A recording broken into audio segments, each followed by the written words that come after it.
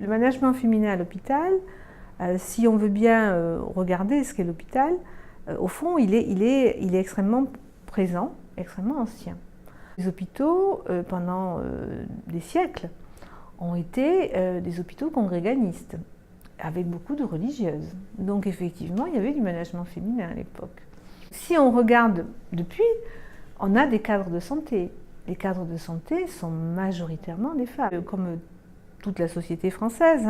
Les chefs de service, par contre, étaient plutôt des hommes, et puis les directeurs étaient aussi plutôt des hommes. Le top management qui était plutôt masculin, mais avec un management de proximité extrêmement important, qui était quand même très féminin, et qui l'est encore aujourd'hui. Si on reprend aussi l'histoire politique, les femmes, les premières femmes ministres, elles ont été ministres des affaires de la santé ou des affaires sociales. Donc, dans un monde dans lequel effectivement évolue aujourd'hui 80% de femmes et 20% d'hommes, on a un management féminin à tous les niveaux de l'hôpital. Aujourd'hui, au sein de la commission des finances, les directeurs des affaires financières des CHU sont autant des hommes que des femmes.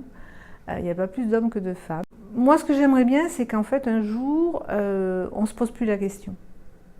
Qu'il y ait finalement du management, et puis c'est tout, qu'il soit féminin ou masculin. Pour moi, l'essentiel, c'est qu'il y ait du management respectueux des hommes et des femmes. Voilà, pour moi, le management, il n'est pas genré, et je ne souhaite pas qu'il soit genré.